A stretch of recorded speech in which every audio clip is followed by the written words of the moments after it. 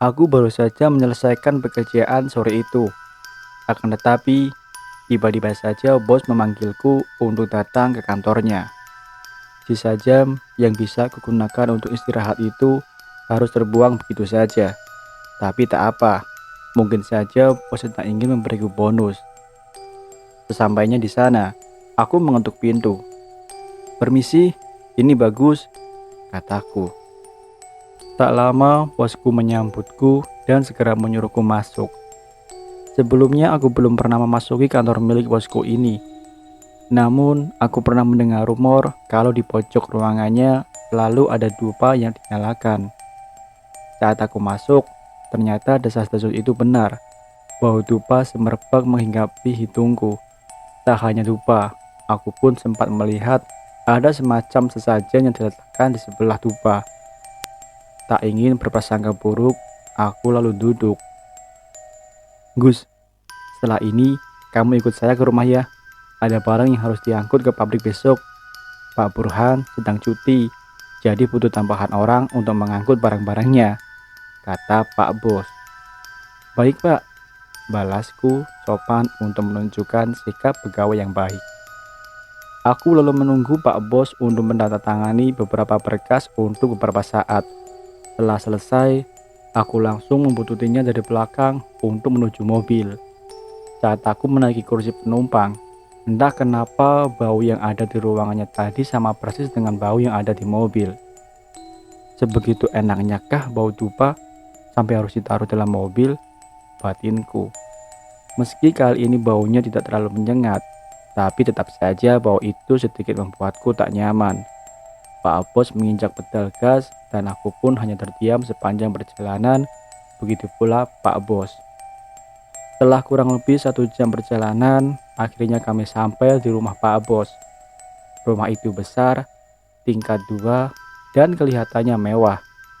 Saat ini aku menerka-nerka apakah selera Pak Bos memang sedikit berbeda dengan yang lain.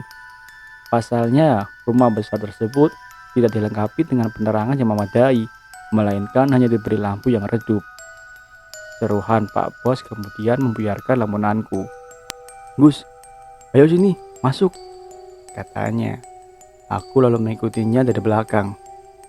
"Kamu duduk aja dulu di sini. Saya mau memanggil karyawan yang bertugas dulu," kata Pak Bos. Ia lalu pergi ke dalam rumah sambil berteriak kepada pembantunya untuk mengambilkanku minum. Aku menuruti kata-katanya dan duduk di sofa. Setelah itu, aku ternyata baru sadar kalau rumah itu juga bau dupa. Mungkin karena dari tadi aku selalu menciumnya, jadi hidungku sudah beradaptasi dengan bau tersebut.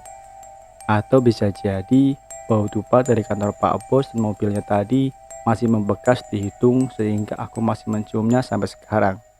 Entahlah.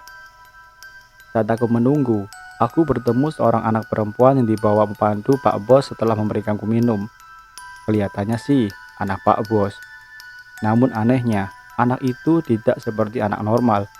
Ia berada di atas kursi roda, sedangkan kedua telapak tangannya seperti tertekuk ke atas. Kepalanya miring dan mulutnya terus-terusan mengeluarkan liur. Akan tetapi, meski kelihatannya tidak berdaya, anak itu memakai baju yang mewah, sementara di tangannya ada banyak gelang emas. Ada rumor yang mengatakan kalau memang ada anak cacat di rumah Pak Bos. Katanya anak itu sengaja dimanjakan karena tuntunan pesugihan. Rumor ini semakin dilebih-lebihkan setelah mengetahui ada dupa di ruangan Pak Bos. Tapi setelah melihat anak itu secara langsung, aku malah menjadi prihatin. Orang-orang itu ngawur. Bosnya diberi cobaan begini kok, malah dirumorkan yang tidak-tidak, gumamku. Lama menunggu karyawan lainnya, aku jadi ingin kencing.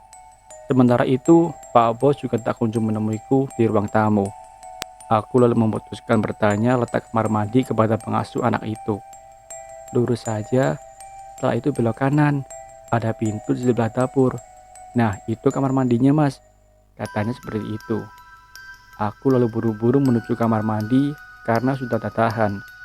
Namun, saat aku melewati sebuah pintu kamar, aku mendengar sayup-sayup suara Pak Bos yang sepertinya sedang membicarakanku. "Tenang aja, Mah. Aku udah bau bagus, aku udah mengecek foto dia dan ternyata cocok sekali. Dia sudah ada di depan mah. Setelah ini tinggal kita eksekusi saja. Samar-samar Pak Bos berkata kepada istrinya. Mendengar itu, aku tidak jadi kebelet kencing. Entah apa yang dimaksud eksekusi itu, tapi perasaanku benar-benar tidak enak. Tanpa pikir panjang, aku lalu bergegas keluar dari rumah itu. Namun aku dicegat pembantu yang memberitahu jalan ke kamar mandi tadi. "Eh, mau kemana mas?" tanyanya dengan raut khawatir. "Mau ngerokok sebentar mbak," jawabku berbohong. Aku takut pembantu itu juga bersekongkol dengan Pak Bos sehingga aku terpaksa berkata demikian. Aku lalu berjalan hingga sampai di sebuah halte bus. Aku lalu pulang ke rumah dengan hati yang tak karuan. Ternyata rumor Pak Bos menggunakan pesugihan ternyata benar adanya.